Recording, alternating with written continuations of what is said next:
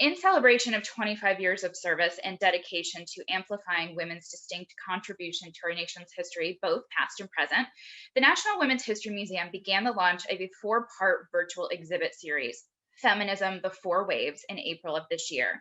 This series of exhibits seeks to delve into the complex history of the feminist movement and breaks feminism down into each wave.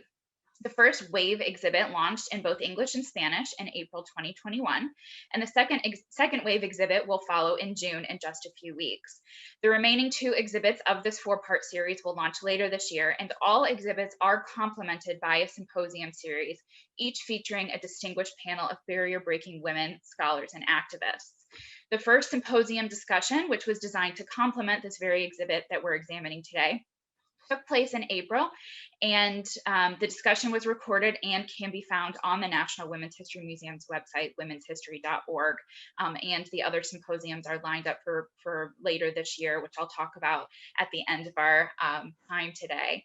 But here to walk us through the exhibit and talk about this brand new addition to the National Women's History Museum is Emma Rothberg.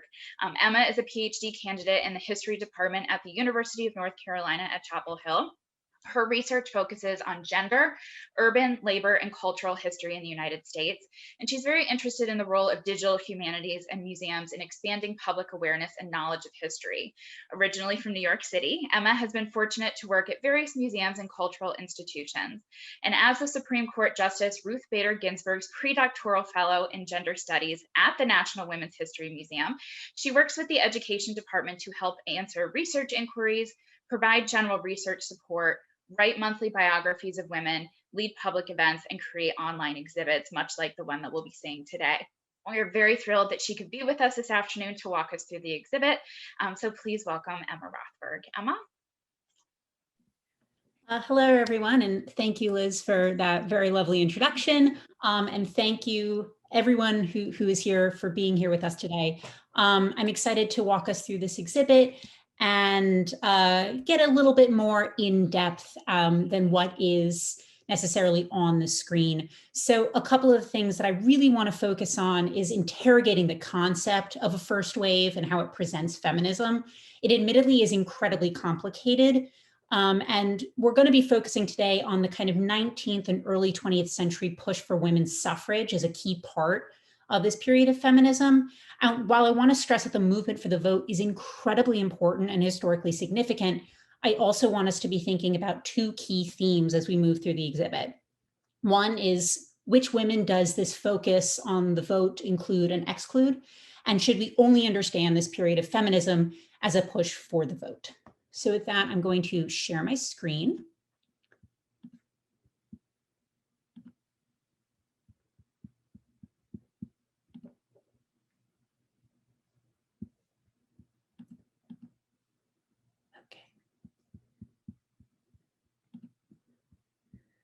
So many of you may have heard of this phrase and been taught about it in school or read about it in books, this idea of the waves of feminism.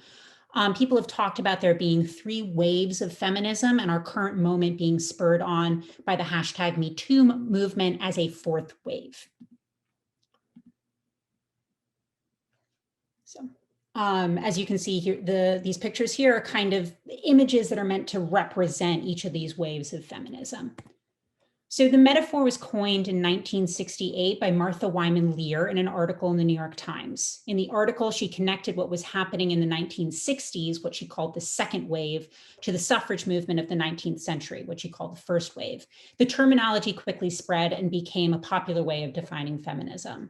However, many historians are now starting to push back on the metaphor of waves of feminism because they argue it flattens and erases a lot of the experiences of women, particularly women of color. So as Liz mentioned in her introduction, on April 11th, the National Women's History Museum had a symposium on the first wave of feminism, and it included 5 leading female historians. All of them felt that the waves metaphor is no longer useful because it is highly exclusionary. So one of the first things that they talked about was the idea of these waves as a metaphor. So on the one hand, there is some utility to it because it implies there are ebbs and flows. Things build and crash in a moment and then recede from public attention, much like a wave does on the shore. However, it also implies that there's a unitary or a homogenous experience for women within the wave, and that all women are building towards this one moment. This implies that there's this idea of a monolithic feminism, which is just not true. Feminism has many goals, some of them are competing, and there's different ways of defining oneself as a feminist. And they also discuss that while periodization is helpful, the wave metaphor's use of a specific start and end date is also problematic because it implies nothing important is happening outside of those dates, which again is just not true. So it's also important to remember that, and this is one of the things that I really want to hit on as we go through the exhibit, and that the historians as a part of the symposium also brought up, is that each wave is a constructed story. People decide on these start and end dates for very specific reasons. So all of this means that historians are now arguing that waves are, this idea of the wave is created for purposes of power and controlling the historical narrative, and hence why that's so exclusionary, particularly for women of color who've historically been excluded from power and the writing of historical narratives. So I know that that's a lot to get started, but all of that being said, what are we talking about when we talk historically about the first wave? So generally, we define it as 1848 to 1920, which is the Seneca Falls Convention to the ratification of the 19th Amendment. This is a focus on big organizations rather than the grassroots. This temporal definition was deliberately created by Elizabeth Cady Stanton and Susan B. Anthony, two of the leaders of major women's suffrage organizations.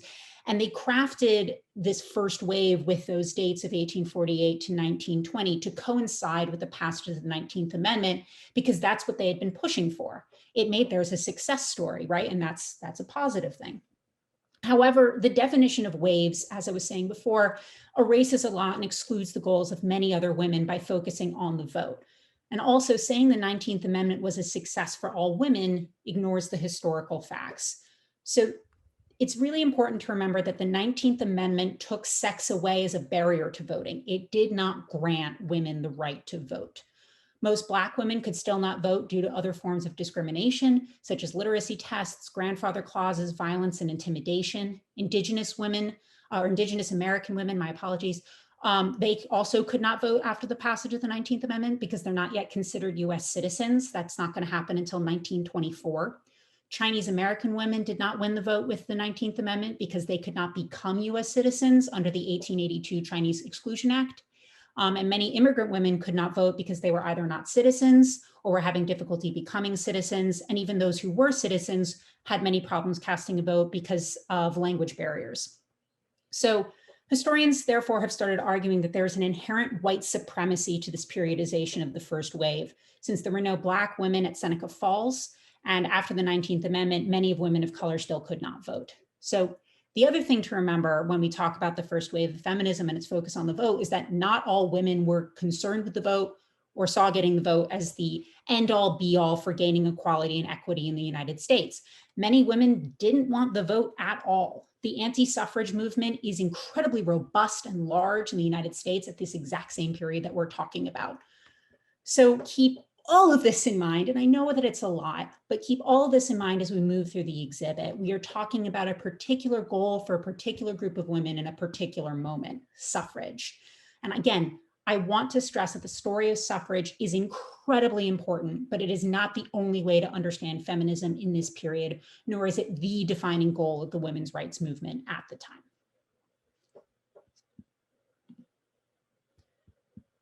So the Seneca Falls Convention of 1848, where, among other things, the organizers called for the vote for women explicitly, does not appear in a vacuum. It had its origins in earlier reform movements and women's collective activism. So this exhibit focuses on the connections between the suffrage movement, the French Revolution, the Temperance Movement, and the Abolitionist Movement. So women played a large role during the French Revolution. It's not just Marie Antoinette apocryphally saying, let them eat cake. When it begins in 1789, French women are frequently on the front lines advocating for their rights, and they took an active role in the political climate of the time. On October 5th, thousands of armed French women marched on the Palace of Versailles from Paris, demanding the king address their economic concerns and the food shortages. This is a form of pocketbook politics in a way. These women are concerned with the politics that affected the household, but that does not mean that they were apolitical. They are using their position in society as women, as homemakers, to assert power and shape the conversation in ways that society found acceptable. So French playwright Olympe de Gouges, who's pictured here, focused her political activism on getting citizenship, on getting women citizenship and equal rights. Her Declaration of the Rights of Woman and the Female Citizen, which she writes in 1791 in direct response to the 1789 Declaration of the Rights of Man and Citizen, called for social and political rights for women. One of the quotes in this document is, quote, "Women are born free and are man's equal in law. Social distinctions can be founded solely on common utility." So the document is a huge source of inspiration to American women who are pursuing similar political activities back home. So the temperance movement is another one of these large origin stories. The temperance movement emerges in the early 19th century and, simply put, it pushed for the prohibition of the sale and consumption of alcohol in the United States. And eventually it does get that with prohibition, and then prohibition is repealed. So temperance is one of the many moral reform movements that emerge in the 19th century. Both men and women are involved, particularly middle-class white women who are seen as the protectors and moral authorities of the household due to separate spheres ideology. So the separate spheres ideology, which is quite prevalent in the 19th century, did not reflect women's true experiences, but it did try to dictate them. And many women had to work within these confines to achieve humanitarian reform or political goals. So to kind of give an overview of the separate spheres ideology, it was the idea that there were two spheres, a public sphere and a private sphere. Women belonged in the private sphere, which was more concerned with the domestic and children, whereas men belonged in the public sphere because it was more concerned with politics, business, and production. In this way, the domestic or private sphere, which is women's domain, is seen as moral and virtuous, and therefore women are more moral and virtuous, whereas the public sphere is aggressive and corrupt, and therefore not a place for a virtuous moral woman. Now, in part, this idea of separate spheres ideology is fueled by laws that are on the books. Women are considered dependents of their fathers and husbands. This is partly based on the rule of coverture, which is the idea that a woman is covered by her husband. This affects their legal rights. Many women are not allowed to own property in their own name because of this idea of dependency. And also, if they got divorced from their husband, they had no custody rights to their children because the children were their husbands, not theirs. The separate spheres ideology also fuels something that is known as Republican motherhood, which is an incredibly important idea in the early United States. The idea of Republican motherhood is that women, as the best educators for children because of their inherent domesticity, were the ones who should educate the next generation of good American citizens, particularly male citizens. Now, this is both very limiting and liberating for women, because on the one hand, yes, it continues to keep them in the home, keep them involved with children, as opposed to kind of more public affairs. But on the other hand, if they have to educate the next generation of citizens, they themselves have to be well educated. So that gets their foot in the door there. And also it means that they can educate their sons in very particular ways, perhaps to see women's roles as more expansive. American women are also very involved in pocketbook politics. During the American Revolution, many women expressed their political ideas by purchasing Patriot-made goods over British-made goods. Again, this idea of their place in the household allows women in very particular ways to claim public political roles in socially acceptable ways. And also because women are pushed into this separate domestic sphere, they form very strong bonds with each other. And these female bonds are essential to the launching of feminist efforts. So going back to the temperance movement, temperance grows out of this separate sphere ideology. The idea is that women were the best ones to argue for the prohibition of alcohol because they were the ones who saw its effects most harshly, it was believed. Drunk men could not provide or protect their dependent wives, mothers, or daughters, and women or children would be left helpless by a husband or father who spends all of their time and money at the pub. So in this way, alcohol becomes an issue for the home and therefore a part of women's prerogative. Temperance becomes an acceptable way for women to be publicly political. So in this next slide, we're going to listen to a little bit of a temperance song. Hopefully you can hear it.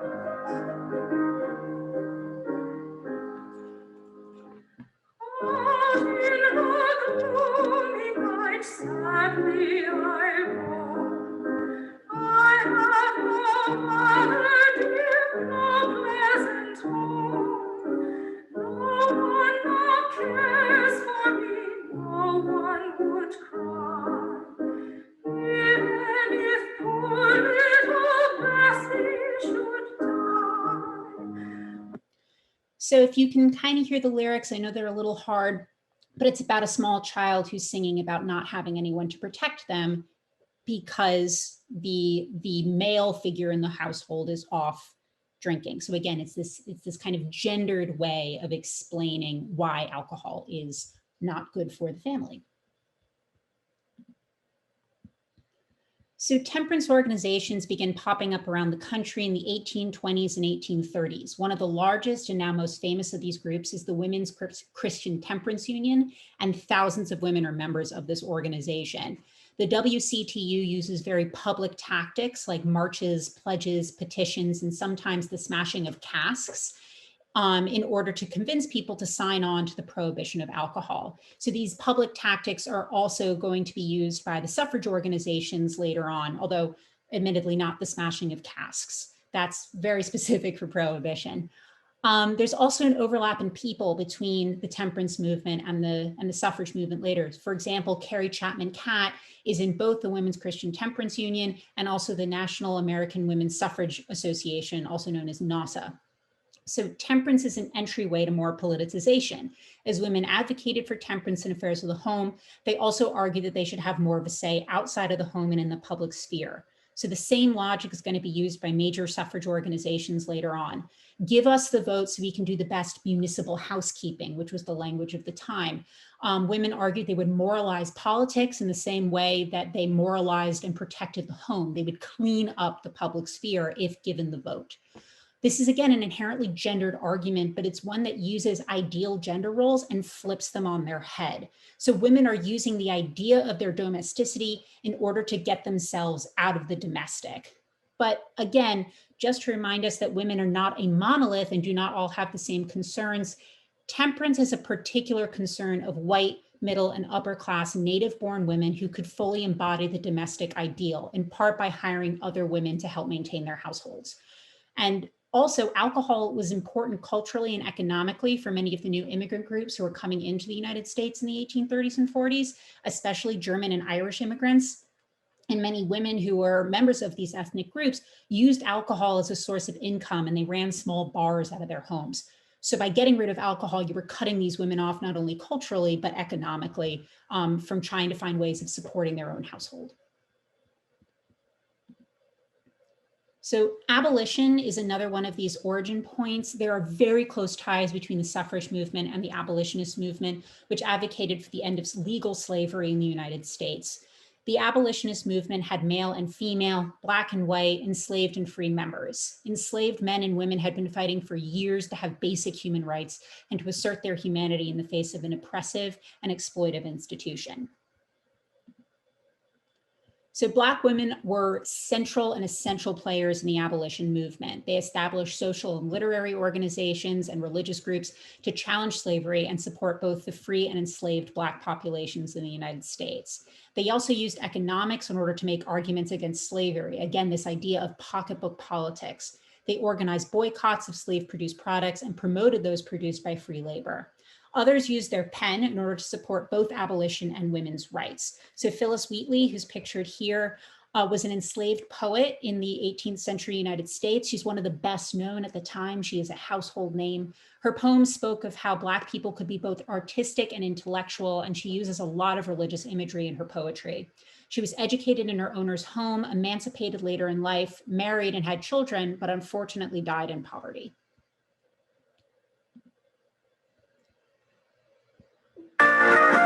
Sorry about that. So other women go on the lecture circuit, speaking to large crowds about the evils of slavery. Some of these women include Mariah Stewart, Jarena Lee, Sarah Louise Fortin, Sarah Mapps Douglas, and this woman, Sojourner Truth.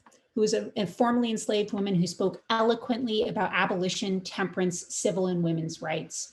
Her most famous speech, Ain't I a Woman, was delivered at the 1851 Women's Rights Convention in Akron, Ohio. And in that speech, she challenged prevailing notions of racial and gender inferiority. She argued that suffrage for Black men and women should come at the same time. And on this point, she split with Frederick Douglass. So we have a bio on this woman on our website, as well as an online exhibit and a previous recording of a curator walkthrough if you want to learn more about Sojourner Truth. And I highly recommend that you go check all of those things out on the National Women's History Museum's website.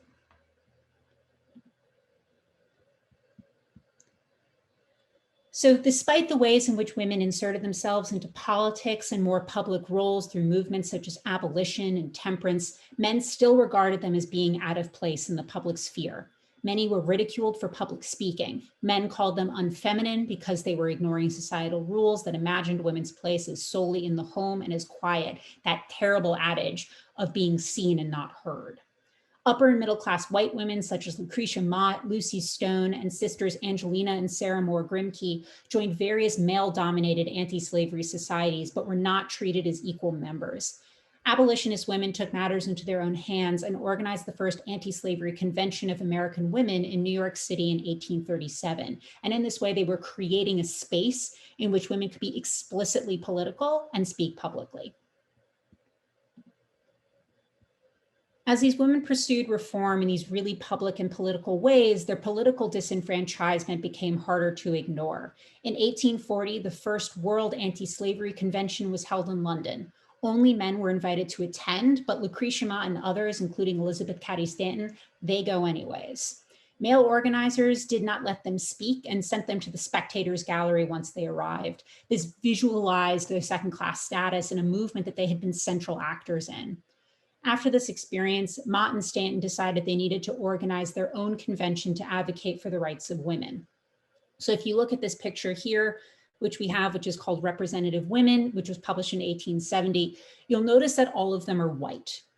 These women are also predominantly from middle-class backgrounds. So the idea of women's rights and feminism was one particular viewpoint that included the vote as essential for their equality, because these women who are pictured here were not fighting to prove their humanity or femininity as women of color and working class women were trying to do. So again, it's important to remember that many immigrant and Black women are also members of the working class, meaning that they are already considered less feminine because they worked. The women who can run the ideal domestic are already a small portion of all women. They have the time to run an organization such as NASA or the WCTU because they don't have a job outside of the home to do already. And the prevailing notions of ideal womanhood work for women such as these representative women because they can embody the ideals of womanhood and domesticity by hiring working class women to do the dirty work of maintaining the home. And again, all of this is going to become important, this idea of who is advocating for the vote and how, once we get to the kind of fuller suffrage movement later in the century. So in July 1848, Mott, Stanton, and 300 other men and women held the Women's Rights Convention in Seneca Falls, New York. They produced the Declaration of Sentiments, which was organized by Stanton, and it laid out their ideas for women's rights and equality. So one of the things that the Declaration of Sentiments says is that all men and women are created equal, which is a direct callback to the Declaration of Independence. So it's important that these women are pulling from the Declaration of Independence because it directly calls back to the nation's founding. It's mirroring the language of an essential American document to make an argument about the place and rights of American women. This is a powerful statement that directly connects and made women essential to the nation's history and founding principles. They could help advance the national mission. It's also important that the Declaration of Sentiments is a petition. The right of petition is enshrined in the First Amendment, meaning that these women are declaring themselves as equal citizens under the law. If they are equal citizens, how can you treat them differently? So the Declaration of Sentiments advocated for women's education, right to property, organizational leadership, and the vote, which was the most controversial of the asks in the document. Not everyone agreed that the vote was essential for achieving the stated goals of the convention, and there was a lot of debate over including a call for the vote in the Declaration of Sentiments. Again, just to emphasize the fact that not all women's rights advocates, women, people who consider themselves feminists, were advocating for the vote. And if you see this image here of the roll of honor, which should be on your screen, you'll notice that the women's names come first before the men's, and they are also not listed as Mrs. So-and-so, they are listed as Miss or just their name. This is incredibly significant. Women are signing as themselves, not as the dependents of or connected to their husbands. And because their names are listed first on this document, it's implying that their signatures are more important than the men's. Right? This is a radical shift when we've been talking about dependency and coverture and that women don't belong in the separate spheres or don't belong in the public sphere as women. So after Seneca Falls, women continued meeting in groups and many shifted their focus to achieving the vote. And since all of the women were white and at Seneca Falls and the vote emerged as the new goal, historians are now starting to argue that the Seneca Falls Convention should not be regarded as the origin point of the feminist movement in the 19th century. Again, that doesn't mean that it's not important or that it's not worth studying. It just may mean that we may no longer want to see 1848 as the origin point for 19th century feminism, because there's a lot else going on at the time, which we will get to and talk to you later. So after Seneca Falls, for the next 70 years, many of the large women's organizations focused on achieving the vote. They did participate in other reform movements, but the vote was primary for many reformers of the era. For other groups of women, the right to vote was not just tied to their gender, but their race and social class. As the large organizations continued to push for the vote, the concerns of women of color were often overlooked, and many women of color, particularly Black women, were excluded or relegated to second-class status within the larger organizations. So this is particularly true in the South, although not exclusively true in the South, where organizations such as NASA had segregated conventions and segregated local affiliates because they did not want to upset Southern white women by saying that advocating for the vote meant advocating for the vote for both Black and white women. So in this way, NASA is privileging white women's unity over women's unity more general, because they felt these Southern women were essential for achieving the vote on the national level. So despite their exclusion or prevention from fully participating in white organizations, women of color speak out about facing not only sexism, but racism and classism. So Mary Church Tyrell, who's pictured here, was one of the main voices talking about the double bind Black women found themselves in. She's the daughter of formerly enslaved people. Her father was a successful businessman who became one of the South's first Black millionaires, and she's raised as part of the emerging Black middle and upper class. Mary Church Tyrell goes to Oberlin College in Ohio, which from its founding established itself as an interracial and coeducational institution, and it was founded in the 1830s. And the college is also a stop on the Underground Railroad. Mary Church Tyrell gets a BA and an MA from Oberlin, and she later teaches college and high school for Black students. Tyrell fought for women's suffrage and civil rights because she realized that she belonged, quote, to the only group in this country that has two such huge obstacles to surmount, both sex and race. She was an active member of NASA and worked alongside NASA's founder, Susan B. Anthony. She delivered 2 speeches on the challenges faced by women, particularly women of color, at the International Congress of Women in Berlin in 1904. She was the only woman of African descent invited to speak, and she received a standing ovation.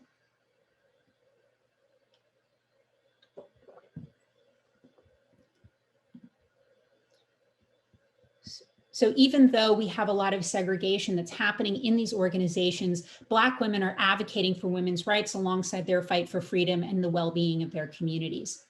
The American Women's Suffrage Association, which was founded in 1869, included many prominent Black abolitionists and advocates among their founding members, including Frances Ellen Watkins Harper, Frederick Douglass, Sojourner Truth, and Charlotte Forten. And they all used the American Women's Suffrage Association to promote universal suffrage. But Black women are still facing discrimination, and they often had to join segregated associations. In 1876, Mary Ann Shadd Caddy wrote to NASA asking on behalf of 94 Black women to have their names added to the Declaration of Sentiments. Their names were never added. In 1913, NASA organized the Women's Suffrage Parade in Washington, D.C. This is a massive parade that happens the day before Woodrow Wilson's inauguration. About 10,000 women, some estimates are participating in this parade. It marches down Pennsylvania Avenue. There's lots of footage, actual video footage out there, and photographs if you want to go and try to find that by doing a simple Google search. So the organizers asked Black women to march at the back of the line rather than with their state organizations or with their professions.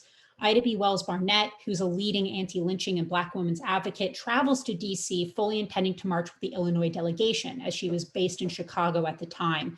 But when she gets there, a white organizer asked her not to march with her Illinois group and instead march at the end of the line. Wells Barnett refuses. So she waits on the sidewalk, and when the Illinois delegation passes by, Wells Barnett and two white allies step onto the street and march in front of the delegation for the rest of the procession. This is a statement. She is including herself as a visible equal in a movement that Black women had been actively working in for decades, but not always treated as equal members. So Mary Church Tyrell is also a part of this parade, and she marched with other university graduates. Overall, it is estimated that 40 Black women marched with their state delegations or with their representative professions, and 2 were reported to have carried the lead banners for their sections in that 1913 parade. So Asian women are also fighting the double bind of sexism and racism. In the fight for rights and recognition, in particular, Chinese and Chinese American women have an uphill battle against pre-existing legislation. You have the Page Act of 1875, which barred Chinese women from emigrating to the United States. And then in 1882, the Chinese Exclusion Act bans Chinese immigrants from attaining citizenship or voting rights. Those are 2 hurdles that they are trying to overcome as they're advocating for their rights as women and for the vote. Despite these additional legal hurdles, Asian women participated in the fight for suffrage, including Mabel Ping Hua Lee, who's pictured at right, the largest picture on this slide. She leads off the 1912 New York City suffrage parade on horseback.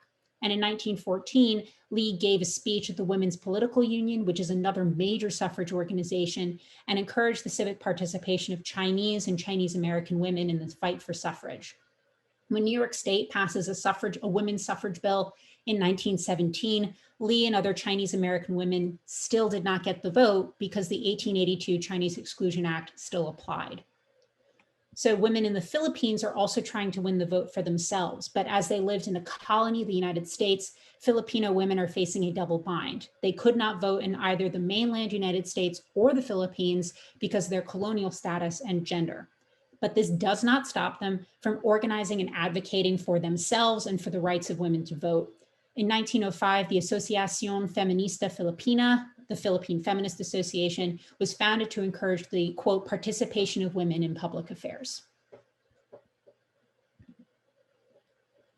So Latina women are also directly involved in fighting for the vote. Adelina Otero Warren made sure that the National Women's Party literature was published in both Spanish and English when she was asked to run their New Mexico chapter in 1917.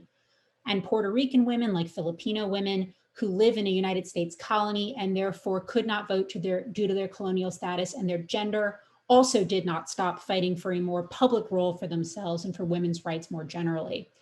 Ana Roque de Dupré helps found the first Puerto Rican Feminist League in 1917, and she also edits the first feminist newspaper in Puerto Rico, La Mujer, also the woman. Dupré also established a number of suffrage-specific organizations in Puerto Rico. So for more on Latina women in the vote, see some of these women's bios on our website. We also have an online exhibit, Representation with a Hyphen, Latinas in the Fight for Women's Suffrage, on our website, which is also in Spanish. It's also important to remember that while some women were fighting for the vote, both on the state and the national level, other women already had the vote. There is a patchwork of laws going on in the United States from the late 19th through the early 20th century and the passage of the ratification of the 19th Amendment. So Wyoming was the first to have a women's suffrage bill. It passes in 1869 while Wyoming was still a territory. And in part, Wyoming has this law in an attempt to get more people to move to the territory, and also because some male lawmakers genuinely felt that women should have a say in the way the territory was run. When Wyoming becomes a state in 1890, it's the first to have a women's suffrage law on the books. Other women could vote in school board and other education-related votes before they had the ability to vote for representatives, mayors, governors, etc. Again, this is the idea that women have a genuine concern when it comes to children because of their inherent domesticity. So therefore, giving them the right to vote in a school board election isn't putting them into the public sphere. And again, just like Wyoming, many states also have already passed suffrage bills before 1920. Women were involved in party politics and also served as representatives before 1920. So Jeannette Rankin, who's pictured here, was the first woman elected to the United States House of Representatives. She represented Montana from 1917 to 1919, and then again in 1941 to 1943. In both cases, she argued against US entry into World War I and World War II. And one of the other things that she was quite proud of was that as that representative from Montana in 1917 to 1919, she was a woman who voted for the women's suffrage bill, the 19th Amendment. So Montana had an enfranchised woman in 1914, in part due to a campaign led by Jeannette Rankin, who had been involved in NASA. And one of her quotes is, "I may be the first woman member of Congress, but I won't be the last." And she said that in 1917, and boy, was she right. So now we have to get to this question of the end with a question mark. So the 19th Amendment to the US Constitution was ratified and passed into law on August 18th, 1920. The text of the amendment says, quote, "The right of citizens of the United States to vote shall not be denied or abridged by the United States or by any state on account of sex." Again, if you really look at that language, the 19th Amendment did not grant women the right to vote, but rather removed sex as a barrier to voting. Women could still be denied the right to vote based on their citizenship status, race, class, literacy, and English language skills, and a host of other disqualifications that states had on the books in order to restrict the electorate. After the passage of the amendment, many women stepped back from the larger movement for women's rights. They felt that their goal had been accomplished. Many women of color were still fighting for basic inclusion, and they felt ignored and left behind by the larger movement from suffrage. Other women turned to other goals, such as Alice Paul with her Equal Rights Amendment, which she first introduces in 1923. With the introduction of the ERA, some historians have argued that this implied that the vote had been secured and women could move on. But of course, many women still did not have the vote. So the ERA amendment, the Equal Rights Amendment, argued for equality under the law, including that women could be drafted and that there should be no protective labor laws based on gender. So in this, particularly because of that latter point, working class women are against the ERA because they wanted the gendered protective labor laws. They felt that they should not be treated exactly the same as men on the job, as they required different facilities and protections. Now, Alice Paul was not a member of the working class, so when she proposed that part of the ERA, she didn't realize, or she didn't know, or potentially didn't care how it would have affected working class women. So many women were and still are against the ERA because they don't think the exact same treatment under the law is in women's best interests or is feminism, right? We have this idea of a competing feminism. And obviously the ERA is still in the news. There's a renewed push for ratification. So it's going to be interesting to see how these arguments for and against ratification will continue to come up. And I encourage you to pay attention to the gendered arguments that are used to either support or not support the bill, particularly as they come from women. So what else is happening at this same period that we could talk about that could be considered feminism and therefore push this end date of this first wave beyond 1920? So working class women are fighting for more protections in the workplace. In 1881, Black female laundresses in Atlanta go on strike for higher wages and better conditions, and they form the Washing Organization. And in 1911, in New York City, you have the Triangle Shirtwaist Fire Factory. It's a horrible, horrible fire. Most of the dead in the fire are young immigrant women, and the pictures of the fire and the deceased are horrifying, particularly when it is found out about their conditions, including the fact that they had been locked in the room in which they worked, which was one of the reasons why so many of these women died. Many women go on strike after this fire, not just those who worked in the garment industry, but across many industries. And the fire is one of the major catalysts for the passage of labor law in the United States. So across the board, working class women are striking for better protections, better pay, and better conditions. And the Supreme Court is also involved. The Supreme Court argues that protective labor laws for women are constitutional. For example, in Muller versus Oregon in the case from 1908, it decides that protective labor laws for laundries, which is a job that is mostly done by women, are constitutional. The Supreme Court also makes the decision that protective labor laws for bakeries, which is mostly a male-typed job, are not constitutional. So again, this interesting way in which gender comes up without being explicit. Also during this period, you have the fight for birth control and women's autonomy over their own bodies. So Margaret Sanger, who admittedly is a bit of a problematic figure as it's come out in the news lately, but she's incredibly important in helping push for birth control, and she helps organize Planned Parenthood. You also have the settlement house movement, and two of the important women involved in that are Jane Addams and Lillian Wald. The settlement house's stated mission includes education, healthcare, and childcare. These are all things that are geared towards women. You also have the rise of professional women and the new woman who wants autonomy and wants to earn money and keep it.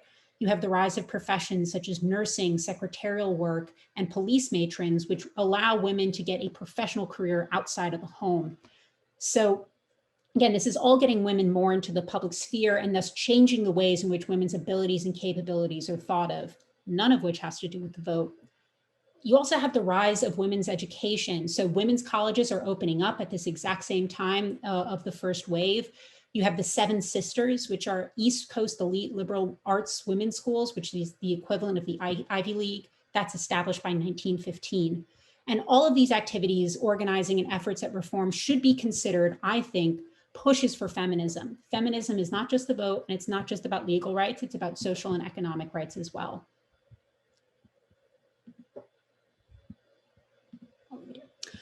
So to say that the first wave ended in 1920 is to say the fight for mainly white women's voting rights ended with the ratification of the 19th Amendment. A women's movement did not recede, it did not fade away from the shore. Women, particularly women of color and working women, continued to fight for their rights and a right to basic human dignity, to be seen and heard. So what I hope that we can all take away from this exhibit and from this discussion is that there are multiple groups fighting for the vote for women during this period, and that is incredibly important. But it's also important to remember these large organizations were not the only ones operating. They did not represent all women, and the vote was not the most important goal for all women who were fighting for women's rights. Feminism and suffrage are not synonymous. The vote was one particular way of promoting feminism, and an incredibly important one that women across the United States are still fighting to protect. So thank you very much for listening, and I really look forward to hearing and answering some of your questions. Thank you, Emma, so much. And I want to remind our audience again, if you do have a question, please either put that in the Q&A box that you can find at the toolbar at the bottom of your screen, or you can certainly put that in the chat as well. And we'll find those questions to ask Emma. And I do also want to mention again, if you enjoyed today's walkthrough, we do encourage you to be on the lookout for the launch of the second part of this exhibit series, which will launch in just a few weeks in early June.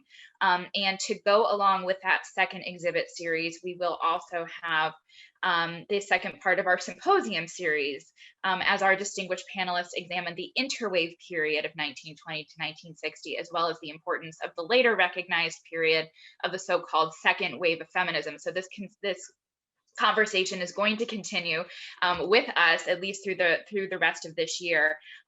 But we do have a question is about Mary Wollstonecraft. And the question is she connected to the first wave, or is she from an earlier wave? Is that, is she too early to really be considered as part of this conversation that we're having today? So that's an amazing question. I'm going to cheat by looking up her dates really fast. I haven't looked at Mary Wollstonecraft since college, so it's been a little while.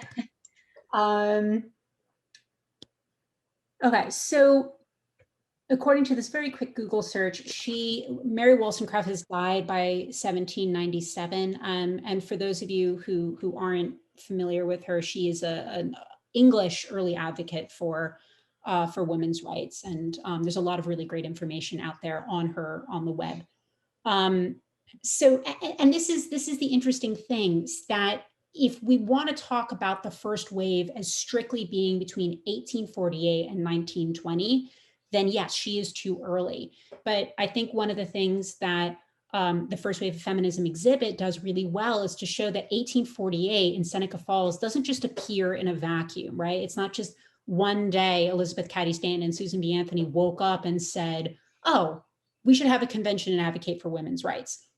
So in that way, Mary Wollstonecraft is I would argue is part of these origins, right? She's the one whose writing and whose advocacy is informing the women who are pushing for this very publicly later.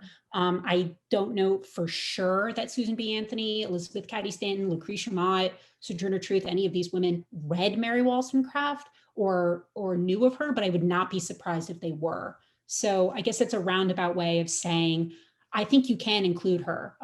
You could include her in an exhibit such as this. Yeah.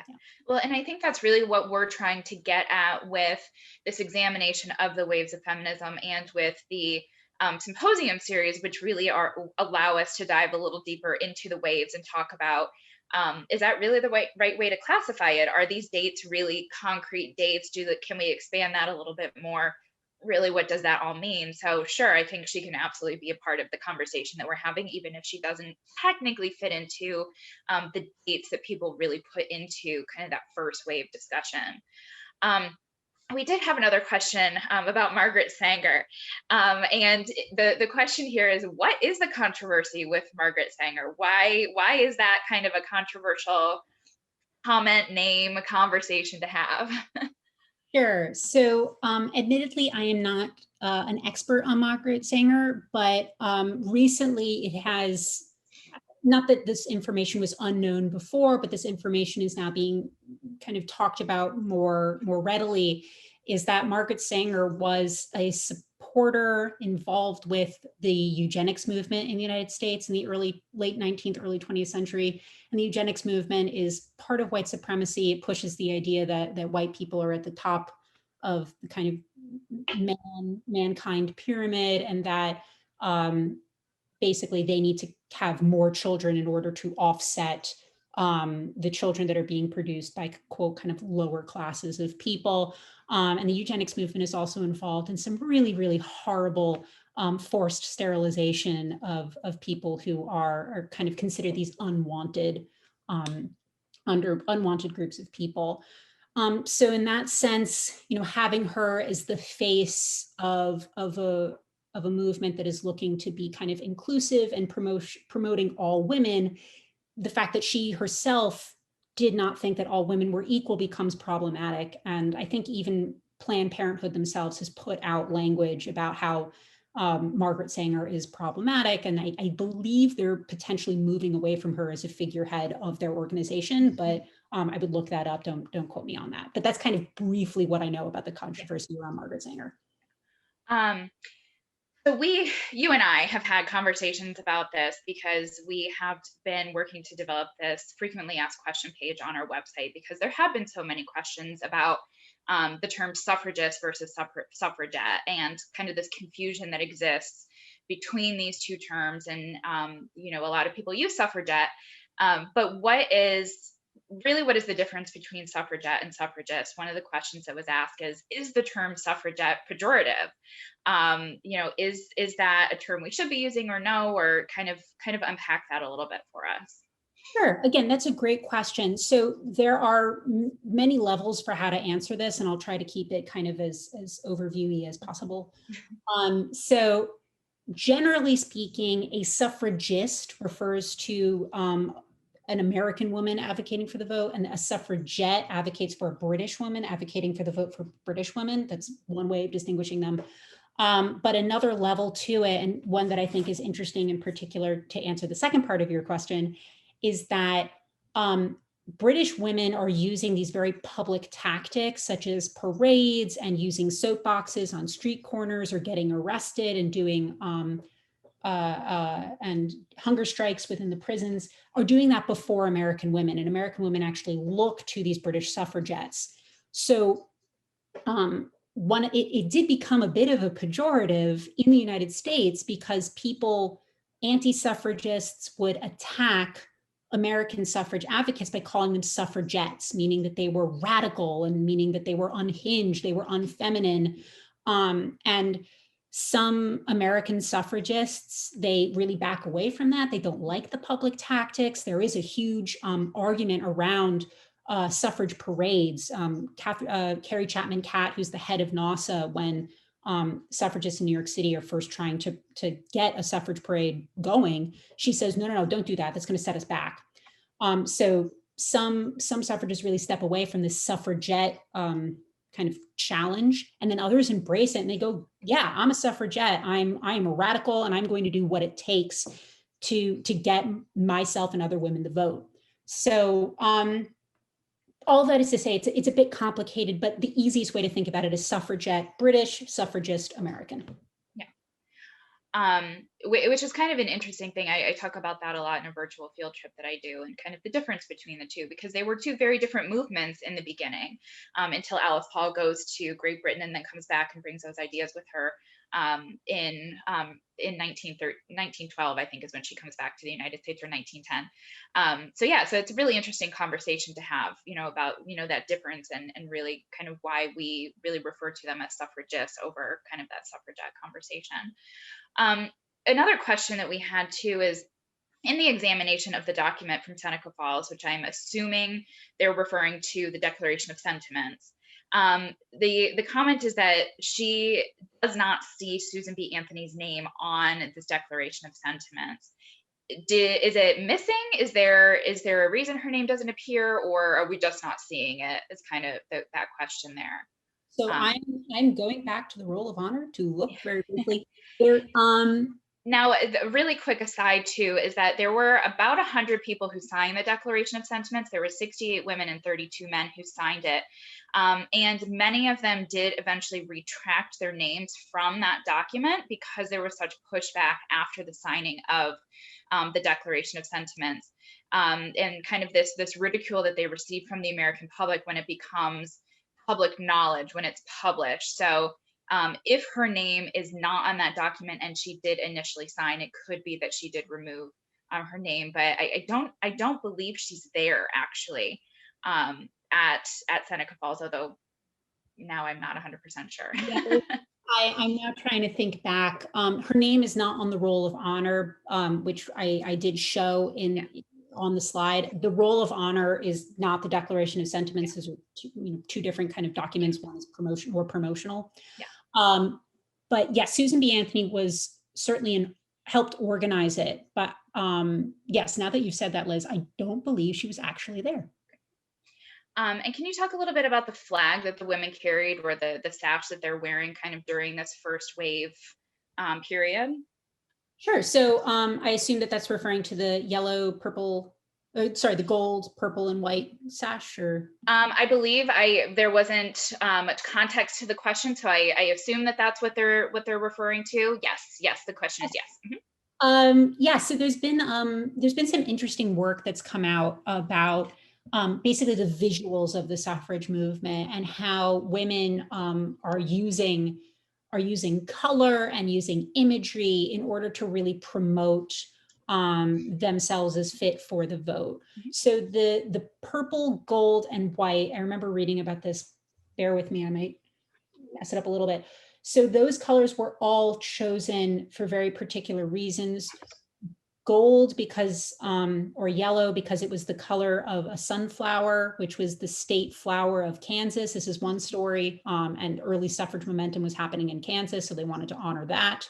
The purple, I believe, was to reference the British suffrage movement, their colors were white, green, and purple.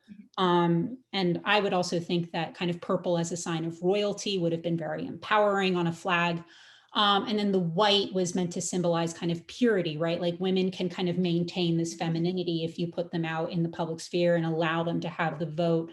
And if you look at images of suffrage parades, many women are in white, right? Like that is the suffrage color. So it was during the 2018 State of the Union, there were many female senators and House representatives who showed up in suffrage white as a kind of callback to that color. It's on the one hand, it's using these kind of gendered ideas of women as moral and virtuous, but it's also, again, it's this kind of empowering thing, right?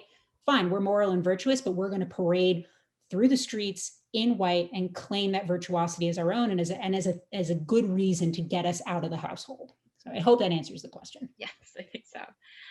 So it looks like those are all of the questions, unless we have one that's coming in a little bit late. But Emma, I do want to thank you so much for being with us and kind of unpacking this exhibit a little bit further than what we had in the slides in the exhibit. I do also want to remind everybody that this presentation today is being recorded. It will be available on our website, hopefully sometime this week. But if you're interested in the programming that we do at the National Women's History Museum, as I mentioned, if you enjoyed today's walkthrough, the second part of this exhibit series will launch in the early week of June. And then we'll have the second part of the symposium series on Sunday, June 13th at 6 p.m. Eastern Time. And that, again, that is when we're going to examine kind of the interwave period of 1920 to 1960.